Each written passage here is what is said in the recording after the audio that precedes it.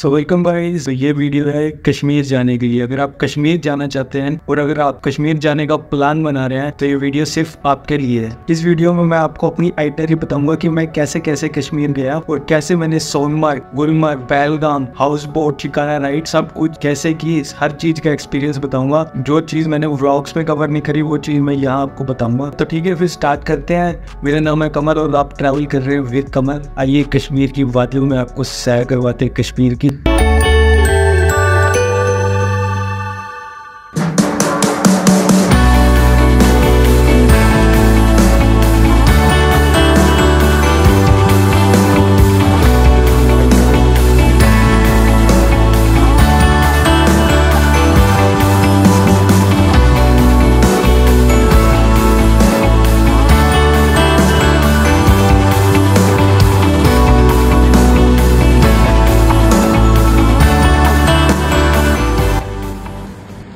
इतना सब कुछ मैंने अपनी इस डायरी में नोट कर लिया। जैसे जैसे मैं तो दिखता है वैसे वैसे मैं आपको बताता चलता हूँ। तो स्टार्टिंग से स्टार्ट करते हैं। मैंने अपनी जर्नी जो स्टार्ट की वो पानीपत से स्टार्ट की, जो कि दिल्ली के नियर अबाउट है। तो आप दिल्ली में मान के चल सकते हैं बिकॉज लगभग 90 किलोमीटर का डिस्टेंस है। तो यहाँ पानीपत से मैंने अपनी जर्नी स्टार्ट की और ये जर्नी रही मेरी ट्रेन से Panipat to Udhampur AC superfast train.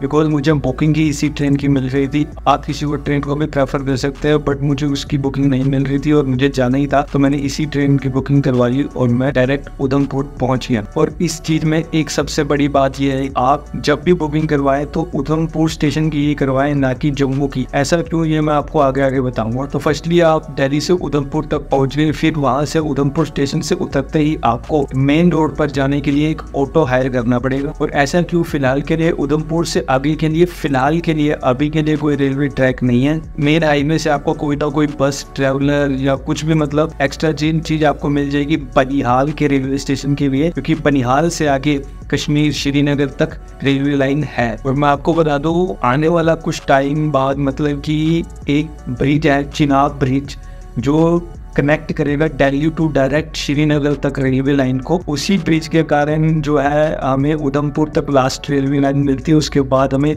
7 से 8 घंटे लगते हैं बनिहाल पहुंचने तक और वो डिस्टेंस बहुत ही ज़्यादा लंबा हो जाता है। मतलब पूरी एक रोड है जो मेन हाईवे की छोटी सी रोड है, उसमें हालत ख़राब हो जाती है। लगभग 7 से 8 घंटे लगते हैं सिर्फ बनिहाल के स्टेशन तक पहुँचने का और वहाँ से आपको 2 घंटे लगते हैं आगे श्रीनगर के वाया ट्रेन। और ये जब चिनाब ब्रिज का प्रोजेक्ट जो है वो जब कंप्लीट हो जाएगा तो फिर जो है हमें बहुत आसानी हो जाएगी कश्मीर पहुंचने में। और आपको एक बात और बता दूं कि ये जो प्रोजेक्ट है चिनाब नदी के ऊपर ब्रिज बनाना, एक तो इसका कंस्ट्रक्शन 2002 से अब तक चल रहा है और ये वर्ल्ड का हाईएस्ट रेलवे ब्रिज है जो कि इतनी हाइट पर कंस्ट्रक्ट किया जा रहा है। तो जब भी ये कंप्लीट होगा कोशिश करेंगे कि इसकी पहली जर्नी में हम भी शामिल हो। तो अब आप पहुंच चुके हैं बनिहाल से 2 घंटे की रेलवे जर्नी के बाद कश्मीर। यहाँ पहुंचते ही आपके साथ सबसे पहले आप स्टेशन से बाहर आते हो, टैक्सी वाले मिलते हैं आपको जो 200 रुपीज पर पर्सन किराया मांगते हैं। बट मैं आपको ये सजेस्ट करूंगा कि आप स्टेशन पे उतरते ही बिना टाइम वेस्ट किए स्टेशन से बाहर आने के 200-400 मीटर बाद आपको एक नहीं मतलब 2-3 बसें खड़ी हुई मिलेंगी जो हमें डल लेक 20 रुपये में पहुंचा देती है और ये टैक्सी वाले हमसे 200 रुपीज चार्ज करते हैं। वैसे उस बस में भीड़ भी हो जाती है, जैसा आप वीडियो में देख रहे होंगे। हम खड़े ही हो गए तो फुल बस करके चलते हैं वो,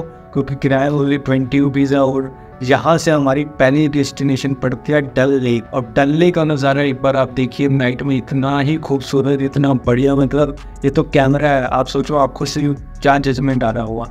और यहाँ से आती है आपके बाद दोबारा फिर वही चीज़ें स्टार्ट हो जाती हैं। स्टार्टिंग में आप डल लेक के ऊपर जब वॉक कर रहे होगे तो आपको 2000, 5000, 6000, 10,000, ये नाइट की बात कर रहा हूँ मैं, पर नाइट की बात कर रहा हूँ, इतनी बोट मिलती है। देखो ऐसी बोट्स हैं, ऐसा नहीं है कि ऐसी बोट्स नहीं है, ऐसी बोट्स भी हैं जिनका 15,000, 20,000 पर नाइट का, लेकिन फिर वो ऐसी फैसिलिटीज़ भी देते हैं। बट उनके बीच में दूसरे लोग भी होते हैं जो आपको लूट लेते हैं, जैसे 5,000, 6,000 ऐसे किराया बता के पर नाइट का। तो जब हम वहाँ पहुँचे तो जैसे नाइट हो चुकी थी तो हमने क्या प्रेफर करा, हमने पहले ही बस में ही मेक माई ट्रिप से अपना होटल बुक कर लिया था। लगभग हमें 1600 का पड़ा था विद मील इंक्लूड। पर जब हम उस होटल में पहुंचे तो जैसे आपसी में व्लॉगिंग से उससे बातचीत हो जाती है, तो उन्होंने हमारे को बताया कि ये रूम वो 500 से 600 पर नाइट पे भी दे देते हैं, तो ऑनलाइन में भी ऐसा हो जाता है। तो ये तो थी हमारी फर्स्ट डे की कहानी।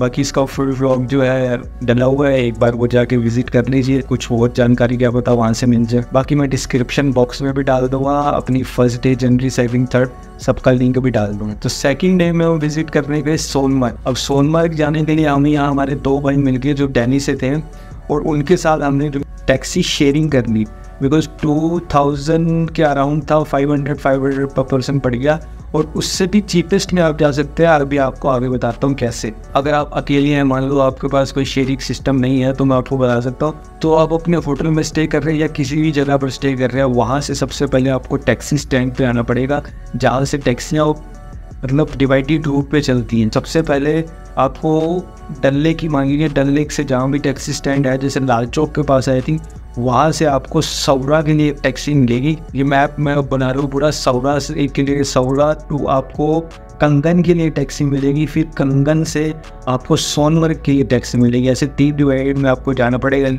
लेकिन आप लगभग 250 से 300 रुपये में मुझे लगता है सोनमर्ग पहुँच जाएंगे। और ये प्राइस जो फ्लक्चुएट होते रहते हैं, जैसे कि टैक्सी वालों ने बढ़ा दिए या कम कर दिए, तो लगभग इतने रेंट में आप पहुँच जाओगे। 250 से 300 मैंने मैक्सिमम यही बताया, और हमारे लगभग 500 या 600 पर पर्सन लगे थे। और वो क्या था, डल लेक से ही हमें बंदे ने उठाया और डल लेक पे ही वापसी छोड़ दिया।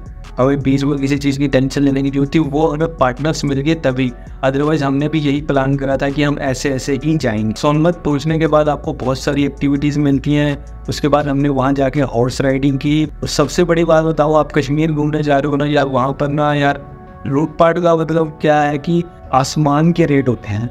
उन्हें ज़मीन पे लाने के लिए आपके अंदर बार्गेनिंग पावर बहुत ज़्यादा होनी चाहिए।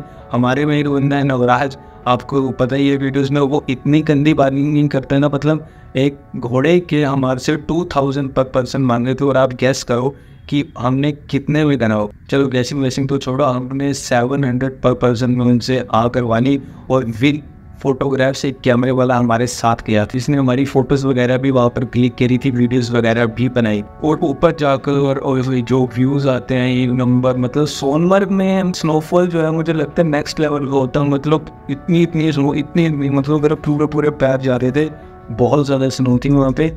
और इसमें एक्स्ट्रा चीज़ एक थी कि 200 रुपीज़ हमने शूज़ के भी दिए थे। 200 रुपीज़ शूज़ के दिए थे, 700 में हमारा हॉर्स प्लस वो हुआ था, और खाने पीने का तो जो है वो अलग है ही है।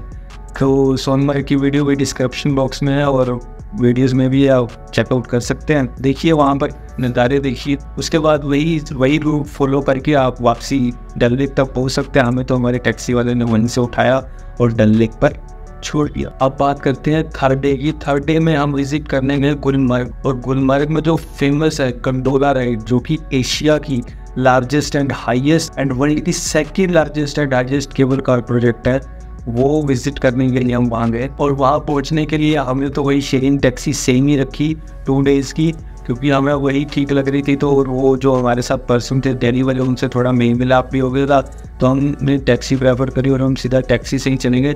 अब आपको चीपेस्ट वे बताता हूँ गुलमर्ग पहुंचने का। तो वही आपको अपने होटल से निकल के लाल चौक बोलते हैं, वहाँ तक पहुँच, लाल चौक से टैक्सी लेके आपको पहुँचना है बटमालू। आपको बटमालू की टैक्सी मिल जाएगी, फिर बटमालू से आप टैक्सी करके पहुँचेंगे टनमर्ग, फिर टनमर्ग से आपको टैक्सी करके पहुँचेंगे गुलमर्ग। ऐसी ये भी 3 पार्ट में डिवाइडेड है, और इसका भी प्राइस लगभग 250 से 300 ही होगा, इससे ऊपर नहीं होगा। बाकी फ्लक्चुएटेड मतलब नीचे ही है, इतना मैंने आपको हाईएस्ट ही बता दिया, इससे ज़्यादा नहीं होगा। बाकी 50-100 ऊपर नीचे जैसे भी कर लेना है। अब हम पहुंचते हैं गुलमर्ग में, और गुलमर्ग पहुंचने के बाद सबसे पहले हमने बूट्स एंड जैकेट अपने लिए लिए, बिकॉज ऊपर बहुत ज़्यादा ठंड थी। पहले हम सोच रहे थे कि ना दें, बट वो हमारी सबसे बड़ी बेवकूफ़ी होती, क्योंकि ऊपर बहुत ज़्यादा ठंड थी, तो हमने वो ले ही लिए। बट जैसे एक दो बंदा नहीं है, कहता है एक बंदा कहता नहीं लेते, कहता नहीं लेते, तो उसके चक्कर में हमने ले लिया और बेस्ट किया। तो मैं बता दूँ आपको, इस कंडोला राइड में 2 फेज़ की राइड होती है, और दोनों के प्राइस अलग अलग हैं। फर्स्ट फेज़ है गुलमर्ग टू कंदूर, फर्स्ट फेज़ है ये 8530 फीट पर है, और जो सेकंड है वो कंदूर टू अप्रावत, जो लगभग 12,500 फीट। इसकी आपको ऑफलाइन बुकिंग नहीं मिलेगी, ऑनलाइन बुकिंग ही करके जानी पड़ेगी www.jammukashmircablecar.com से। और फर्स्ट फेज़ का जो प्राइस है वो 700 रुपीज़ पर पर्सन है, सेकंड फेज़ का जो प्राइस है वो 900 रुपीज़ पर पर्सन। तो हम तो दोनों फेज़ ही कवर करके आए हैं। वैसे फर्स्ट फेज़ तो हमने ज़्यादा कवर नहीं करा, बट सेकंड फेज़ वहाँ के व्यूज़ मतलब कि ऐसे व्यूज़ थे ना, मैं डिस्क्रिप्शन बॉक्स में लिख दे रहा हूँ, जाके वीडियो देखना। बहुत ही मतलब एकदम बढ़िया व्यूज़। फर्स्ट फेज़ पे सारी एक्टिविटीज़ वगैरह होती हैं और वहाँ भी बारीगरी। मैं आपको बताऊँ वहाँ पर एक्चुअल में जब हम सेकंड फेज़ से नीचे आए तो बहुत ही ज़्यादा लेट हो चुकी थी और लगभग 1.5 घंटा में वहीं खड़ा होना पड़ा, बिकॉज इतनी लंबी लाइन लगी हुई थी ना। और इन बार में टोले में 6 बंदे जा सकते हैं सिर्फ, सॉरी ये तो 4 हो गया, 6 बंदे जा सकते हैं। तो आप सोच रहे हो टाइम 1.5 घंटा, और 1.5 घंटे में टेम्परेचर माइनस में जा रहा है और ठंड में इतनी हालत ख़राब होगी ना। उसके बाद व्लॉग क्या, बंदा खुद ही चल ले, वो बहुत बड़ी बात है। तो वहाँ ऐसी तेज़ हो गई थी। तो बहुत बंदे ये सोच के चलते हैं ना, जैसे समर्स में तो छोड़ो, विंटर्स में क्या होता है कि टाइम जैसे सुबह 10 बजे से लेकर 5 बजे तक की टाइमिंग होती है, सारे सोचते हैं 5 बजे ही चलेंगे। बट वो 5 बजे वाली बात हमने सोची थी, वो बहुत बुरा हुआ था। मतलब कि इतनी लंबी लाइन होती है ना, 6 बंदे जा रहे हैं, वेट करते रहो, ठंड में बुरी हालत। भाई साहब 3, साढ़े 3, 4 बजे ही निकल लो नीचे के लिए, भीड़ इतनी हो जाएगी ना, कोसोगे हमने आपको। ये मैं आपको बहुत मतलब पॉइंट ऐसा दे रहा हूँ जो बहुत ही मेन है कि आपको 3, साढ़े 3, 4 बजे नीचे के लिए आ जाना है, अदरवाइज़ आप फंस जाओगे। विंटर्स की बात कर रहा हूँ, समर्स में तो आई थिंक ठीक ही होता होगा, क्या बता। और सबसे बड़ी बात कि फर्स्ट फेज़ 8,530 फीट पे है, मुझे लगता है वहाँ हर कोई जा सकता है। लेकिन सेकंड फेज़ पे अगर आपकी मेडिकल हेल्थ अच्छी है, क्योंकि वहाँ ऑक्सीजन की प्रॉब्लम हो जाती है, मतलब हमें नहीं हुई, लेकिन जैसे कदम कदम चलाते सांस चढ़ता है ना, तो वैसे दिक्कत आती है। बाकी मेडिकल हेल्थ अच्छी हो तो ही सेकंड फेज़ की बुकिंग करवाना। और अगर आपने दोनों फेज़ बुक करने हैं तो पहले ही करके चलना है। ऐसा ना हो कि आप फर्स्ट फेज़ से पहुंच जाओ और आप सोच रहे हो कि आप सेकंड फेज़ जाओगे, नहीं जा पाओगे क्योंकि वहाँ पर नेटवर्क का इशू है, वहाँ पर आपकी बुकिंग नहीं हो पाएगी और आप नहीं जा पाओगे। अगर आपको दोनों चीज़ें विजिट करनी है तो नीचे से ही बुक करके जाना। जो हमारे साथ 2 पर्सन थे, उन्होंने कहा कि हम फर्स्ट फेज़ तक ही जाएंगे, हम 900 रुपीज़ नहीं खर्च करेंगे। लेकिन जब उन्होंने ऊपर देखा, भाई वहाँ इतनी ऊँचाई पर मतलब लगता ही है, पता चलता ही है, तो वो उन्होंने विजिट करी। लेकिन वहाँ हमने ट्राई करा, तभी हमें पता चला कि नेटवर्क की प्रॉब्लम है और उनकी बुकिंग नहीं हो पाई और हम 2 ही गए सी। बाकी डिस्क्रिप्शन बॉक्स में गुलमर्ग की वीडियो है, जाकर देखिए। तो गुलमर्ग से आने के बाद हमने जो है उस नाइट अपनी हाउस बोट बुक करी और उस नाइट हम हाँ, फिर जो सोनमर्ग से नाइट में है वो भी हम हाउस बोट में रहे थे और गुलमर्ग से आने के बाद भी हम हाउस बोट में रहे थे। जो सोनमर्ग से आने के बाद हाउस बोट में रहे वो हमें 1200 रुपीज़ में मिली, और जो हम गुलमर्ग से आने के बाद हम बोट में रहे थे वो हमें 2100 में चारों के लिए मिल गई थी। मतलब 600 रुपीज़ पर पर्सन हमने पहले खर्चे और सेकंड नाइट में हमने 500 रुपीज़ के समथिंग पर पर्सन खर्चे। विद मील की बात कर रहा हूँ। 500 रुपीज़ में जो हमने गुलमर्ग वाली हाउस बोट करी थी वो विद मील थी, बट 600 रुपीज़ वाली जो उससे पहले हाउस बोट थी वो हमने 600 रुपीज़ विदाउट मील करी थी। मतलब वो भी महंगी पड़ी थी, वो नहीं डिलीवरी 2 भाइयों ने कर रखी थी। और सेकंड वाली जहाँ हम होटल में रुके थे उन्हीं की हाउस बोट थी और उन्होंने ही हमें बताया था। तो हम जब गुलमर्ग से आए तो हमने उनसे ही बातचीत करके वो बोट बुक करनी थी सस्ते में। तो बार्गेनिंग और भाईचारा और बोलचाल, मतलब ये चीज़ आपकी बहुत ज़्यादा सेविंग करवा देगा। अगर आप कहीं भी क्या मतलब कश्मीर क्या कहीं भी घूमने जाओगे तो ये चीज़ें होनी चाहिए। जैसे हमारे नवराज में थी और बोलचाल में सब ठीक था। कुछ मैं व्लॉग बना रहा था तो व्लॉग से बंदे एक्सपेंसिव चीज़ें बताते हैं कि इसको लूटो, ये बंदे व्लॉग बना रहे हैं।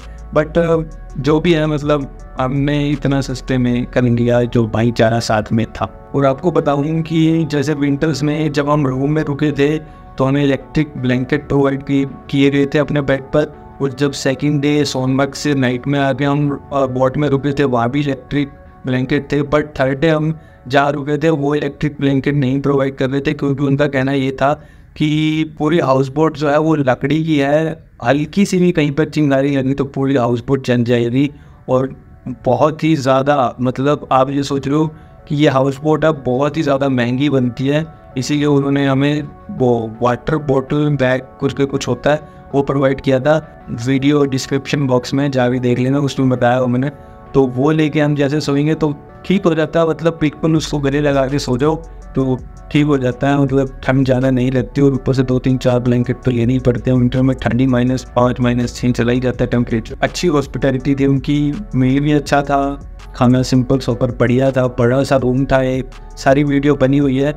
और उसके बाद नेक्स्ट मॉर्निंग उसी वीडियो में जब हम उठे तो हमने शिकारा राइड करी अपनी 2 घंटे के लगभग। ये शिकारा राइड होती है जो आपको एक ब्लैंक मतलब चारों तरफ डल लेक दिख रही है। फिर उसके बाद फ्लोटिंग मार्केट आती है जहाँ पर आपको खाने पीने का सामान आप राइड कर रहे होते हैं, बीच में वो साथ साथ आपके चलते रहते हैं। तो वो भी एक नेक्स्ट लेवल का एक्सपीरियंस है। और इसमें हम डल लेक में भी 2-4 एक्टिविटीज़ होती हैं जो मैंने वीडियोज़ में भी कवर की हुई है, मैं शॉर्ट डाल रहा हूँ, वो देख लेना।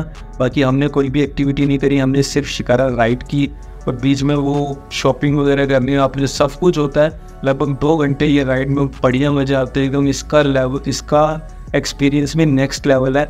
और इसके बाद हमारा जो था, हमारा ये लास्ट डे था और हम जो है और शिकारा के बाद उन्होंने हमें रोड पर छोड़ दिया और उसके बाद हम अपनी ट्रेन पकड़ कर वापसी घर आ गए।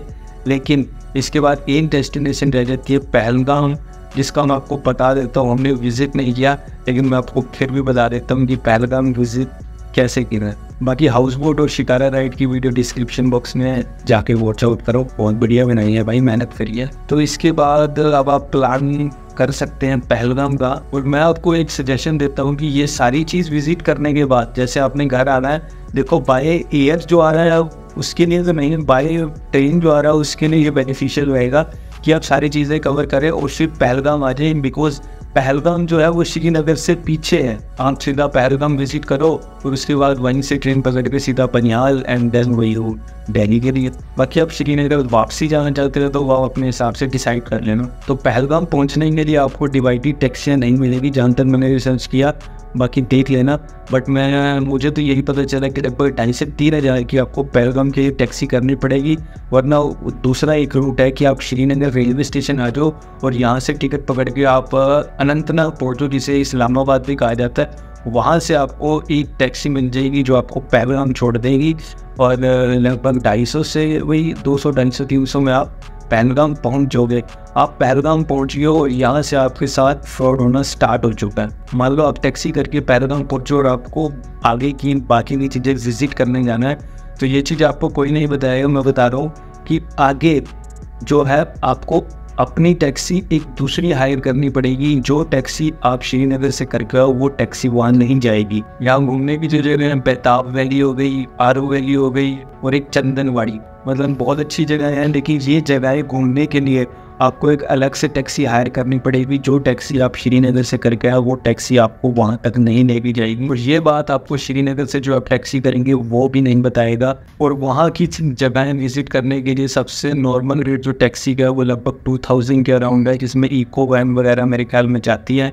बाकी जैसे हम तो घूमने गए नहीं, ये चीज़ मुझे बाहर से मैंने जो स्टडी वगैरह करी है उससे पता चला है। बाकी अगर पहलगाम घूमने जा रहे हो तो सोच समझ कर जाना वही, बिकॉज जगह अच्छी है, बस पैसे खर्चने में थोड़ा सा वहाँ पर बार्गेनिंग सिस्टम भी अच्छा हो। देखो बार्गेनिंग सिस्टम आपका बहुत अच्छा है ना, तो आप किसी भी चीज़ को बीट कर दोगे, इतना मुझे पता है। और इतने ज़्यादा चालाक, मतलब इतने ज़्यादा चालाक होने के बावजूद भी हमारा लगभग 13,500 रुपये खर्चा आ गया था पर पर्सन 4 दिन का, इतनी जगहें घूमने का। लगभग इतना हम उड़ा आए थे, जिसमें हमारी शॉपिंग वगैरह भी है, सब कुछ है। मतलब ट्रेन का आना जाना सब कुछ इंक्लूड है टोटल। एसी ट्रेन में हम गए और जाती बार में हमने अपनी एसी ट्रेन बुकवाई। और जाती बार का आपको कहानी बताऊँ, सबसे बड़ी प्रॉब्लम हमें क्या आई कि हमने आने की ट्रेन तो बुक कर ली, हमने ये नहीं सोचा कि हमें जाती बार भी दिक्कत आएगी। मारवाड़ कुछ ऐसी ट्रेन का नाम था, आई थी। बनिहाल से यहाँ पहुँचने में धुंध होगी रास्ते में एकदम। उधमपुर हम टाइम से पहुंच गए थे लेकिन जम्मू पहुंचने में हम 2 घंटे लेट थे। और शुक्र है वो ट्रेन 2 घंटे लेट, जब हम स्टेशन पहुंच चुके थे तो वो ट्रेन हमने बोर्ड कर ली। इतनी ज़्यादा लेट वो ट्रेन चली। तो कुछ ऐसी ट्रेनें हैं जो अपने टाइम की बिल्कुल पाबंद रहती हैं, उनकी बुकिंग आपको पहले से ही करके रख लेनी चाहिए। तो हम उसमें भी बहुत ज़्यादा परेशान हो गए, ट्रेन निकल रही तो क्या करेंगे, बिकॉज हमारी ऑनलाइन बुकिंग थी, कैसे करेंगे क्या करेंगे। तो इसीलिए मैंने आपको कहा था कि जम्मू की ट्रेन मत बुक करना, उधमपुर की ट्रेन बुक करना। बिकॉज उधमपुर आप टाइम से पहुंच जाते हो, वहीं से ट्रेन बोर्ड करो और सीधा अपने दिल्ली जहाँ के लिए भी जा रहे हो वहीं के लिए जाओ। जम्मू की ट्रेन मत बुक करना, बिकॉज रोड का जो रास्ता आपको पता है ऐसे ऐसे होता है, व्हीकल को चलने में टाइम लगता है। मतलब ट्रेन आपका इंतज़ार नहीं करेगी अगर वो टाइम की पाबंद रही तो। इसीलिए आप उधमपुर स्टेशन पे ही उतरो और उधमपुर स्टेशन से ही वापसी जाना। ऐसी बुकिंग आप करके रखना आपने। बाकी मुझे तो ये ट्रिप 13,500 में भी एक्सपेंसिव लग रही थी। बाकी आप क्या कहते हो बता देना। कश्मीर घूम लिया, पहलगाम हम नहीं घूम पाए बिकॉज 3 से 4 दिन का देखो जॉब थी। 3 से 4 दिन में हमने बस कवर करना था, जो भी करना था घूम फिर के आ गए। सारी वीडियो डिस्क्रिप्शन बॉक्स में, वहाँ जाकर देखो। इस वीडियो को भी प्यार देना। होप करते हैं आपको ये वीडियो अच्छी लगी तो लाइक चैनल सब्सक्राइब करते ना। मिलते रहेंगे किसी बढ़िया सी वीडियो में, तब तक के लिए take then bye bye bye bye bye bye. और इतना पसीना आ रहा है भाई, इतनी लंबी वीडियो है, फैन ऑफ सब कुछ ऑफ करके बना रहा हूँ। और मेहनत के लिए लाइक कर देना। पर जो फ्रूट आया पहले आपके लिए फिर मेरे लिए। बाय।